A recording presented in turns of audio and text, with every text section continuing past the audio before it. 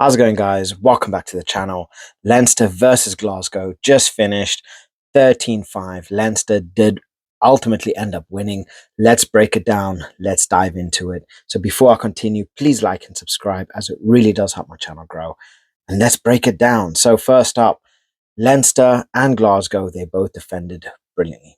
I got to give it to both sides. I was expecting this to be a much more fiery battle, but both teams actually defended pretty well. We had really good performances from a couple players, but ultimately, I do feel that Leinster, they just lacked that oomph, that rhythm that they normally tend to have.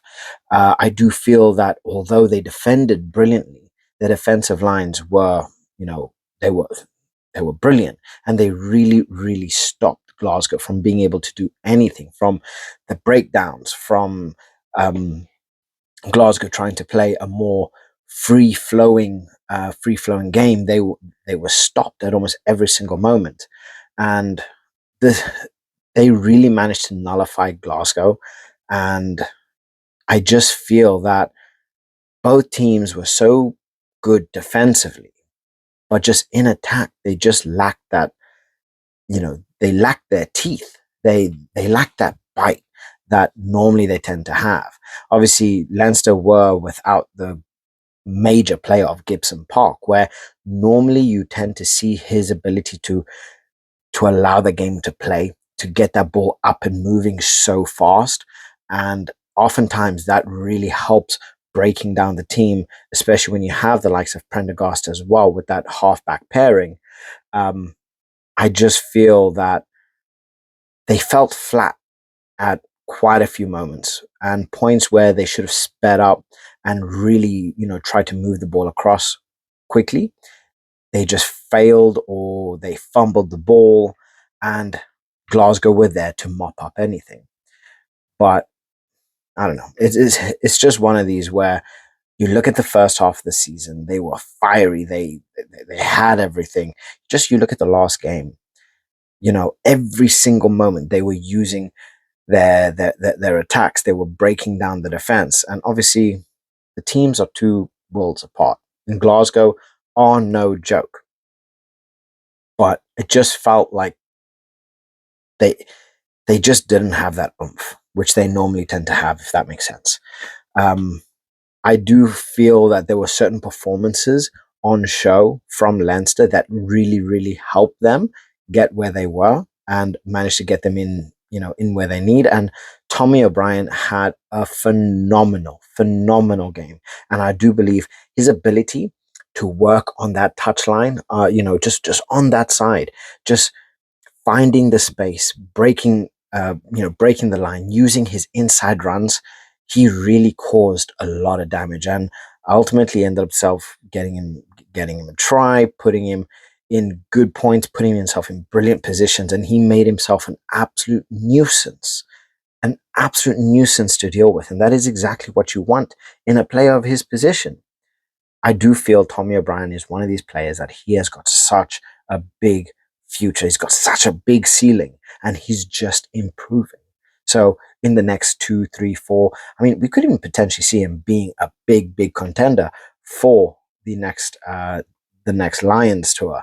But the guy is phenomenal. You see how quick his feet are, his ability to read the game in a moment's notice. The guy is absolutely brilliant, and I do think without his footwork, his ability to run those inside channels, it could have been a different game. But look, I'm not gonna lie.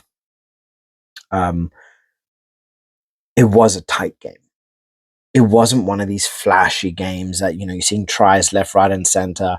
This was more a tactical masterclass from both teams, trying to nullify each other, break each other down, and both teams worked very well. They actually worked very well. So honestly, Leinster did brilliant work in terms of disrupting Glasgow. Glasgow made a lot of out of Leinster's mistakes. And don't get me wrong, Glasgow made quite a few mistakes as well, especially in the lineouts where they were literally just giving the ball to Leinster, which I actually found to be like ridiculous. But yeah, I wouldn't say both of these teams were at the absolute best. I don't believe that they put in amazing performances throughout. I just feel that they were able to defend each other's attack pretty good. And this is why it's a low scoring game. We saw both teams working, using those defensive tackles. I mean, we saw Rory dodge. I think we got like 16 tackles. So the guy is a beast, and both teams really put out a lot of effort. It's just they cancelled each other out. It's just Leinster did a slightly better job than what Glasgow did. So ultimately, it doesn't really affect either of them majorly because they aren't competing for anything else. They aren't competing for the Champions Cup. So it's now just going to come down to who's going to ultimately win in the playoffs. And looking at Leinster's record, they don't exactly have the strongest record. So although Leinster have technically beaten Glasgow now, and they gave them an absolute thumping a little while back, if it gets later on into the season, well, I say into the playoffs, and they end up meeting again, Glasgow still have every chance of coming out with a win and potentially winning the Champions Cup, the URC. But the big scare in here is the Bulls right now. The Sharks, they aren't going to be easy to break down, but I do feel that the real favorite here is Bulls. I truly do feel that the favorite here is going to be Bulls because they beat Glasgow, they beat Leinster, they're putting in solid performances. They are just scary when they are going forward. And defensively, they're phenomenal as well. Yes, they are not, there are mistakes here and there, but I do feel that they are going to be favorites for the URC. But we are now coming into those stages again where it comes down to Leo Cullen, what decisions are you going to make? Honestly, I'm enjoying your decision making. Playing Andrew Porter. The guy was the best one on there in terms of scrummaging, in terms of those tackles, in terms of imposing his presence. Andrew Porter should be starting your games, not on the bench. Barrett put in another brilliant performance. He should be starting your games, not put on the bench. So are we going to see Leinster go into the semi-finals, quarterfinals, finals of the URC, and then, let's play Barrett on the bench? I don't know. Anything's possible. Anything's possible. But that axe is swinging very close to Leo Cullen's head with every single game, with every single decision. Because now, because they're out of the Champions Cup, every single one of his decisions is now magnified, right? Any mistake that he makes is now magnified. So from being a small mistake, it's now in the media. It's here, it's there. And I know I've spoken a lot about Leo Cullen and whether he should be sacked. But honestly, he's been coached since 2015. Yes, they won, but how much have they truly won in the past couple of years? Is it time for a change? Who knows? Who knows? But this is going to be a make or break for both teams. It does not mean Leinster is going to go on and win the URC because they beat Glasgow. We have seen that Leinster are relatively frail when it comes down to the back end of the tournaments. Glasgow are always a scary squad. Whether they are going to get into that back end and end up coming through with a win, it's going to come down to, on the day, who's going to play better than who. And I don't know. It's a 50-50. Whoever it is, whether it's the Bulls, whether it's the Sharks, whether it's Leinster, whether it's Glasgow, who can win? Both of them can. So, I don't know. Honestly, it was a solid game. As of someone that watches a lot of rugby, I really enjoyed it. But as a spectator, if this is someone that, you want to take your kids to, they're going to get bored. It was tactical. There was a lot of good plays in it, but it wasn't high flying. There wasn't anything like crazy going on. It was just, very good defensive work from both sides. So yeah, that was it. Leinster came through with a win, although it was shaky. A win is a win, and yeah, that's what they do. But before I leave you guys off, Sione Tuipulotu, this guy was good. He ended up getting taken off, and then he was replaced by Tom Jordan, which really isn't a bad replacement. If there's ever someone that you want to have replacing Tuipulotu, you want it to be a player like Tom Jordan.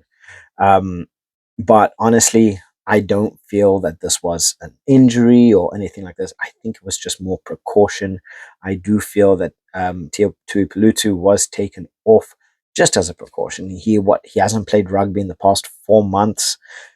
He's gonna be shaky. He's gonna be a little rusty. They don't want to be putting him too much. They want to work him back in, make sure that he is game fit, and he works himself back in so that he doesn't, he doesn't pull up with an unnecessary injury.